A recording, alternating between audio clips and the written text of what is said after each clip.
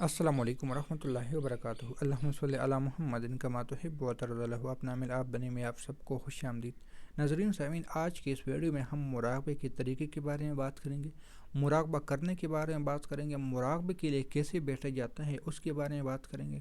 مراقبے کے ساتھ ساتھ ہم ایسے کون سے اور کام کر لیں جس میں ہمیں مراقبے میں جلدی کامیابی مل جائے، تو یہ تمام تر باتیں اسی ویڈیو میں کرنے کی کوشش کریں گے۔ لیکن اگر اس چینل پر نئے ہو اور چینل کو سبسکرائب نہیں کیا تو سبسکرائب اگر کرنا ہے تو آل والے بٹن پر بھی کلک کیا کریں۔ اس سے یہ ہوگا کہ میری کوئی بھی ویڈیو ہوگی آپ کو بآسانی مل جایا کرے گی، اور آپ نے اگر کوئی سوال ہے تو آپ میرے اس نمبروں پہ آپ رابطہ کر سکتے ہیں۔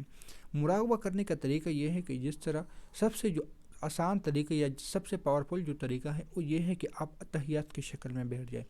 لیکن آج کل موجودہ دور میں گھٹنوں کی دردوں کی وجہ سے، پیروں میں دردوں کی وجہ سے اتحیات کی شکل میں بیٹھنا بہت مشکل ہو جاتا ہے۔ لیکن اگر آپ اس کی مشق کر لیتے ہو، کیونکہ یہ بھی یوگا کا ایک طریقہ ہے کہ آپ اتحیات کی شکل میں بیٹھ جاؤ، ایک تو سنت کا طریقہ ہے، اب یوگا بھی اس چیز کو بہت فالو کرتے ہیں۔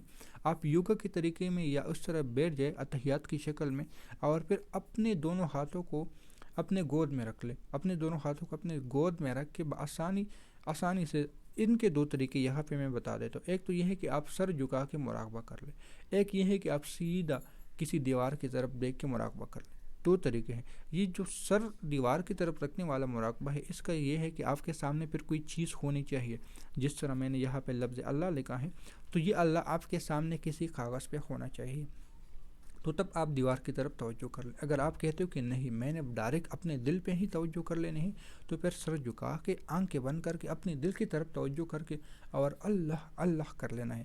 لیکن یہاں پر یہ دھیان، یہ توجہ ضرور رکھنی چاہیے کہ آپ کے دل میں یہ خیال آ رہا ہو کہ یہ جو اللہ ہے اس کے ساتھ ایک روشنی آ رہی ہے آسمان سے، نیلے رنگ کی روشنی آ رہی ہے اور میرے دل کو صاف کر رہی ہے، اور میرے دل بھر رہا ہے، اور میرا دل اللہ اللہ کر رہا ہے۔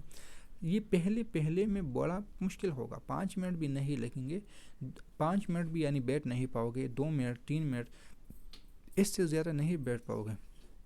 لیکن اگر آپ کوئی مسجد میں جانے والے شخص اور ہر نماز کے بعد تھوڑی مراقبہ ویسے کر لے، وہ جس طرح بھی بیٹھ جائے، اس کے لیے ضروری نہیں کہ گردن جھکائے، صرف یہ وہاں پہ آپ کی بیٹھنے کی مشق ہوگی۔ پھر گھر آ کے یا صبح کی نماز کے بعد یا عشاء کی نماز کے بعد یکسوئی کے ساتھ بیٹھ کے اتحیات کی شکل میں کر لیں۔ مسجد میں جو مراقبہ کرنے والا ہے وہ آپ نے مشق کرنی ہے، یہ بات یاد رکھ لینا، اتحیات میں بیٹھنے کی مشق کر لینی ہے۔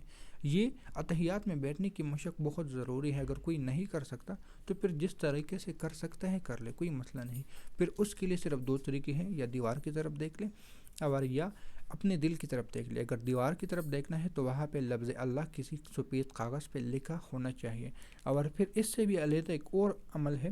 اگر آپ لفظ اللہ دیوار پر لکھنا چاہتے ہو تو اللہ اس طرح نہ لکھیں جس طرح میں نے لکھا، آپ لوگ ایسے لکھیں، الف لام لام اور یہاں پہ ہا لکھ لیں، اللہ اس طرح لکھ لیں آپ۔ پھر یہ طریقہ آپ کے لیے آسان ہے۔ یہ شد یہاں پہ نہ لکھ لیں، یہ بھی بتا دو کہ یہ شد لکھنے کی پھر ضرورت نہیں ہے، کیونکہ یہ ہمارے سمجھانے کے لیے کہ اللہ یعنی جو زبر ہوتی ہے، زیر ہوتی ہے، یہ وہ طریقہ ہے۔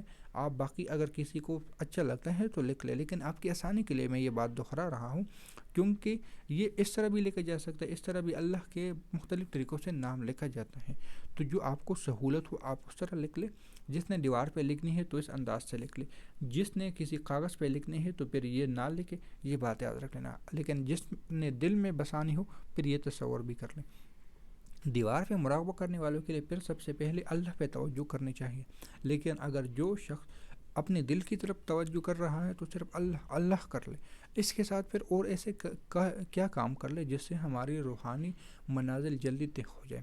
اگر آپ کا مرشد ہے تو پھر تو سب سے بہترین ہے کہ مرشد کی توجہ، نگرانی اور وہاں پہ آنا جانا اور وہاں کی خدمت وغیرہ کر لینا، کوئی بھی طریقے سے آپ خدمت کر لینا۔ لیکن اگر کسی کے پاس یہ میسر نہیں ہے تو پھر اس کا دوسرا طریقہ کار یہ ہے کہ آس پاس کی مسجدوں کی صفائی کر لیں، اور اس صفائیوں کے دوران اپنی اوپر دھول ضرور ڈالا کرے، یعنی جو دھول ہوتی ہیں، آپ کسی جگہ کو جاڑ لیتے ہیں تو اس میں سے کوئی دھول ہوگی۔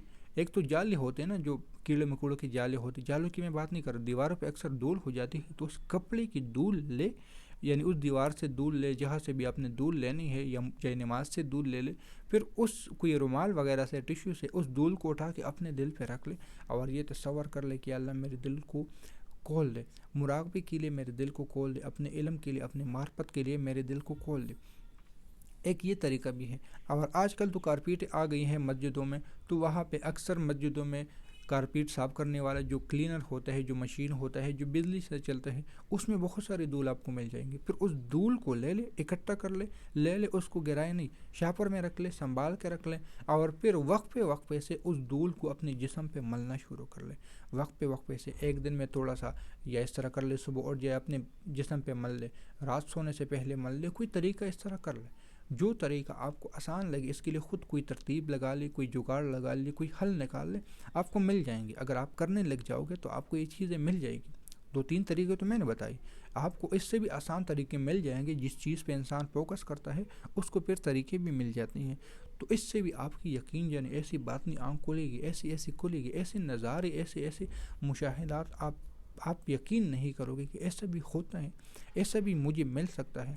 یہ میں پہلی بار شاید بتا رہا ہوں، مراقبے کے میں نے بہت طریقے بتائے، لیکن یہ وہ طریقہ ہے جو بہت ہی درجہ اول کا طریقہ ہے، درجہ اول کا طریقہ ہے، یہ بہت ہائی لیول کا طریقہ ہے جو میں نے آج اس ویڈیو میں بتایا ہے۔ تو ملتے ہیں نئی ویڈیو میں، دعاؤں میں یاد رکھیں۔ اللہ حافظ۔